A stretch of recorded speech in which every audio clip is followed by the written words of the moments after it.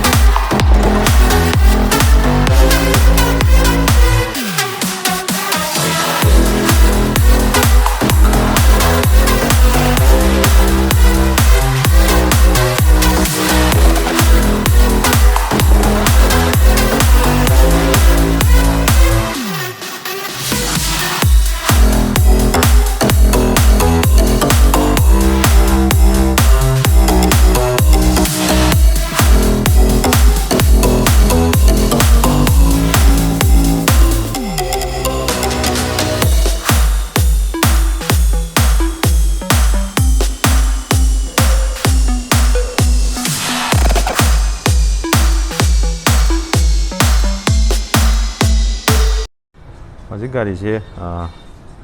kita unlock magi key je sile ko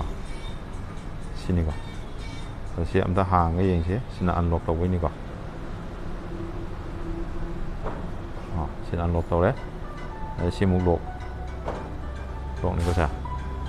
ado jeng manung da mu interior da kai no ab kai lagi hab du su me am jeng mina se ay lock tau ge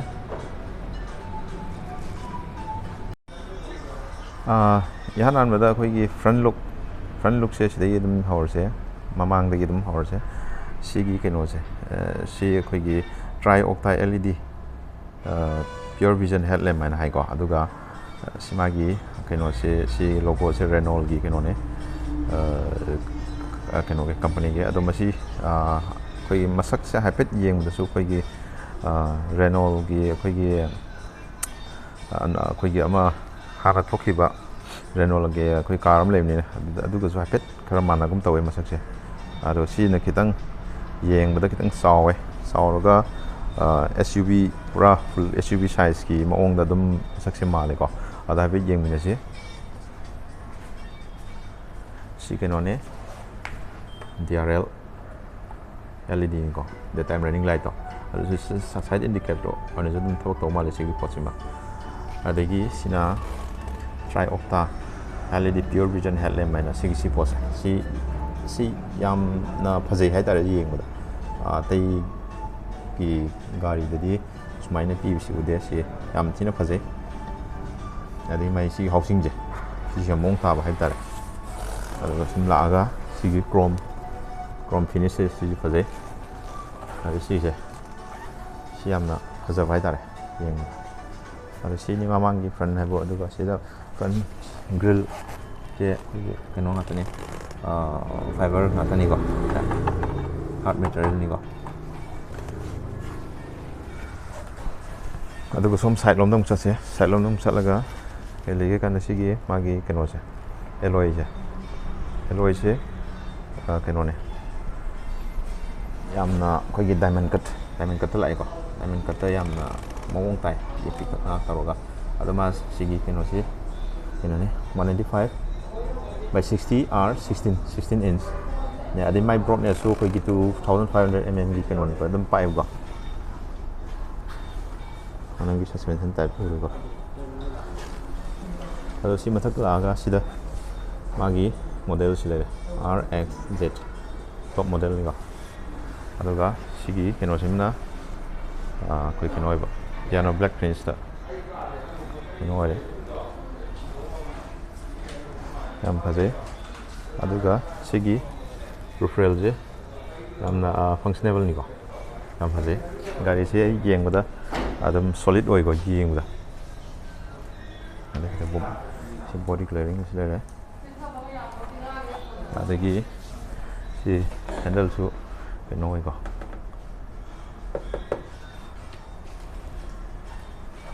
아두가 가리 시기 애네 이행보다 파자리 제테 이나 테보고 마기 rear profiles yung am sathi ne sidi ka naam te henzal anu habe mong da tawre magi mong maning de yam sathi ne phajara hai tar sigi magi maning gi kenos kenos bumper gi si ne to pura koi gari se solid holi muscular look ma feel to holi ja koi kenos dio sin ko adam masi road presence tadi adam eye catching oi ba dong male magi design language adigi magi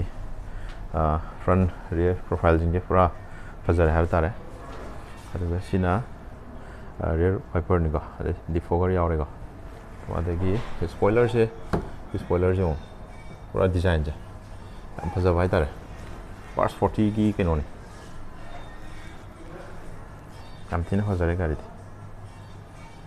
ado sigi kenosi magi maningi kenosi LED ni go am phazai go sa sida ni go myam ngaung na ri gari gi mai maningi si kenos mai ade si reflector si le go ni si stop lem si le sa fin interna spoiler se am mong thai ade ki magi kenosi ka back tail lamp si ga am phazai hab dare ade ki si gi ken bumper gi si gi tongan ba dual tone da color je si fazalis ada मैम मनुंग मुक्सांग कम येंग जिगो मनुंग कमाई तौगे हाबदा feature सिंग सिगी केनो जे ग्राउंड क्लियरेंस से 205 निगो मागे अदुना खगे ऑफ रोड की दी मोइसे एकदम खर नुंगायरानि हाता हजि मनिंग द मु हांगतो येंग जिगो मनिंग गी बुट मसिदा खय बैक के कैमरा से लेरेगो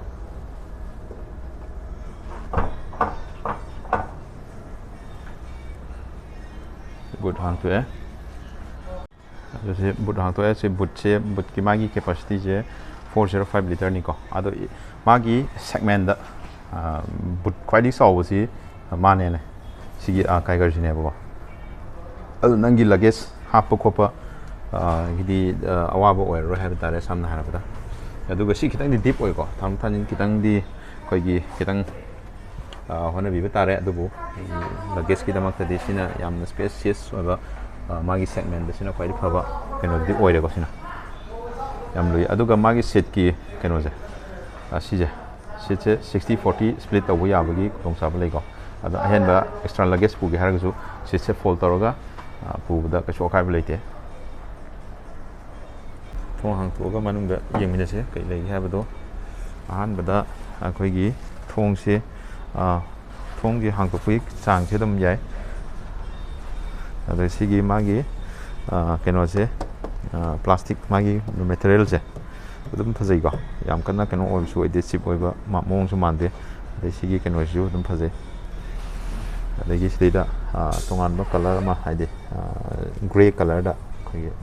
प्लास्टिक के मा यावरि को अदगी सिगी हैंड ग्रिप से सी पूरा अखोगी SUV लुक्स अमा सिदा फिल मा तौले सिगी सॉफ्ट मटेरियल हाइ तारे सिदा लेदर रैप मा तौवे अदे सम पेंग बखा फसे के मसाम सु हापा अदे पावर विंडो अदगी सिदा ग्लब बॉक्स केनो खय ग्लब बॉक्स है खय बोतल होल्डर पॉकेट मसा दन स्पेस दम सावे को अदे सिदा पियानो ब्लैक फिनिश के मा सिदा डोर ओपनिंग गिजे अजे अदे यंग मनुंग इंटीरियर से हाइफेट यंग अदो आई सम ड्राइवर साइड लोमदिगी अम कार गी यंग जिगो माइ केनोस अदगी सीट की केन कुशन जे थिनन post taiko to adagi sigi keno je sigi koi body grip body hold keno je siju seat ki am phaje seat ki cushioning adum phajai ko aduga sigi glove box si lei ko adum sawi ko glove box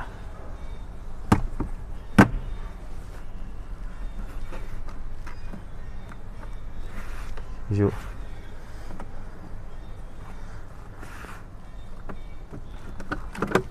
sida zoom lei ko space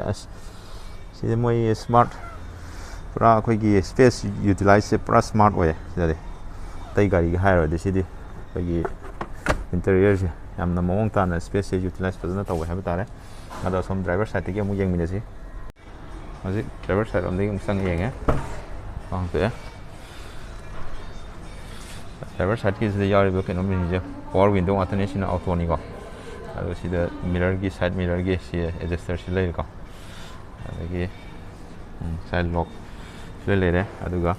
sida welcome my gi feature si keno instrumental clusters sini ko sang yeng si ko adagi magi steering je am phajai ha ba tare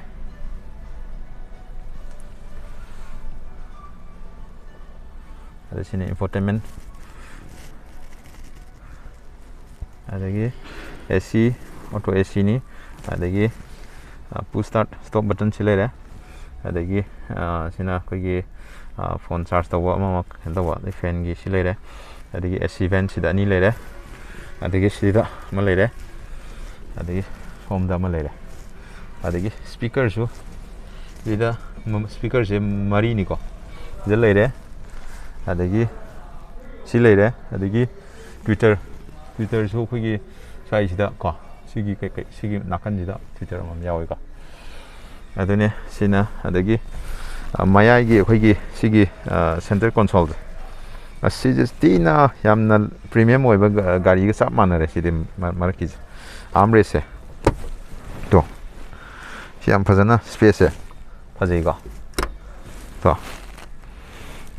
space asyam deep way nang sida hapning ba dum ayamba posai di fazana hapa ya ne duga silai de si sing kopin taw ya ko adu si handbrake na koi lever knob silai de aduga sida koi gi driver gi keno si ju koi gi flat bottom ni ko si keno dikat shape to keno steering je aduga sida koi gi steering je koi gi tilted oi ba koi gi up down chane ya ba adu sul yawi ko abi yeng chi ko to up down chane ya ko cha done ado yam thina phajare manung je haibada kanadre degi dual airbag safety room da gana se passenger ne degi keno ne degi side ki juma moi keno se sida khoi ki keno airbag yawi ko aduga sigi dashboard se plastic material je dum yam kana keno oidraga so dum decent oi aduga magi khoi gi light running gi light chile ko degi sida dan ki mirror chile re degi driver gi sepi ko chile mirror ja aduga sigi dashboard sigi keno panel ma yawi ja si color ja dual tone da phajai ko yeng ma premium ohele ko aduga seat ki phambagi position ji ju yam thina phajare nungai re siga is adagi seat ki height adjustment adagi magi keno sida loi yaure ko adu mai koi bearing wise ki matung ina di adum mai feature je khar di khenar kani ko taw do adu mo maning gi seat ta muk chat lagi yeng se kari legi ha do yam jeng min se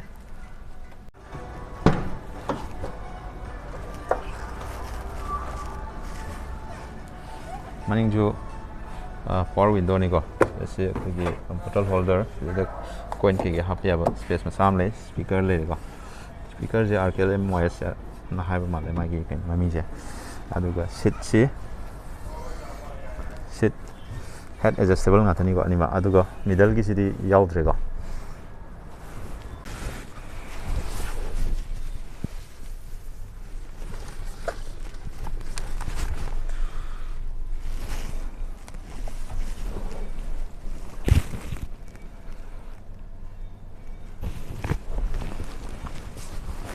मागी ममांगी dashboard से सुमाइने उइको याम फजै neat and clean ओए armrest मनिंग the AC when अनि यावको rare passenger की दमकता अदुगा आइगी कइनो से height से 5.19 हाइदुने अदो आई मनिंग the फम्मी जिगी योने space से cam लेगे द गैप से स्पेस हमथिने लेको अदगी आइगी हेडरूम जुम तंग गेंग मिने सिनेबा आई हेडरूम दे तो हेडरूम जो फजन लेरे अदगी सिगी आई सिटिंग पोजीशन जो पूरा फजन कंफर्ट ओइगो अदगी सा अंदर थाई सपोर्ट सु फजरे अदो अदगी सिगी मयागी जे सिमयागी जे सिददी केनो याउद्रिगो हेडरेस्ट याउद्रिगो अदुगा देदा सिलाइरे तो मोबाइल होल्डर सिलाइरे कप होल्डर आर्मरेस्ट अदुम याइ से क्वालिटी फजन लेको सिगी सीट से हाइजनबना नाति उसी पायरगा दम खांगनी को क्वालिटी ले लेते सीट की कुशन याम थिना फजै अदगी आई सिदा कैसु हाइदी सीमा कनवाइते हाबसे सिदा याउदब दौना तवे तसेंना हारगदि याम थिना मटेरियल जे याम थिना फजबा हाइब तारे येंबियो सिगी मखागी जे सी पूरा फ्लैट निको सिना अदुना मी पैसेंजर मनिंग दा अहुम तोंग मतन याम इजीली याम नुंगाइना अदुम कंफर्टेबली अदुम फजना फंबा अदुम गामगनी को से मयाइ हम ओइदे सिगी नुंगा सिगी मनिंगी नुंगाइबमना अद सिदा हैंड ग्रिप सिदा सिदादी सी फोल्डेबल ओइद्रे को सिजा अदगी सोमदा जो लेरे को अदगा पार्शियल ट्रेस लेरे अद गाड़ी से येंगदसु प्रीमियम ओइ अदगी लग्जरी जु ओइ अदुगा ममन जु यामना तांगदबा हाइतारे सी मयामना इराइ लाइन एफर्ट तौबा ngamba ओइगनेना खाले सो अदुना मयाम ngasiगी साइड सम लोसिनजरगे वीडियो से अदो गाड़ी सी हाइदी गाड़ी सी की मरम द हेना खंबिनिंग लेरगसु अमुतंग लाखपियो येंबियो गाड़ी से यामना फजै मयाम सिगी मफम जिदा कोई मंत्री पुखिगी कोई ऑलपम मयादने सिगी मफम जिदा कोई रेनो शोरूम हम लेबने मजलेदा दम लाखपिरो अदम मकोप मरन तानाबिरो मसिं गाड़ी से याम फजै येंबदा अमुतंग लागदी अमुतंग लाग येंबियो हाबे तारे यामना कोई के हाइतारे प्रीमियम जो एबा अदगी सब 4 मीटर की एसयूवी जो एबा अदुगुम्बा गाड़ी ने येंबदा याम फजै अदुगा ममन जु यामना तांगदबा प्राइस रेंज तदम लै हाबे तारे अदुना मयाम सिगी खुदोंग साब से मांगम दिगनो अमुतंग लाखपिरगे येंबियो ना हाजरगा साइ सम लसिनजरगे अदो मयाम गाड़ी थौ मतमदा सीट बेल्ट फैशन फाबियो I am Saturn, helmet of you, Harga size, bye bye.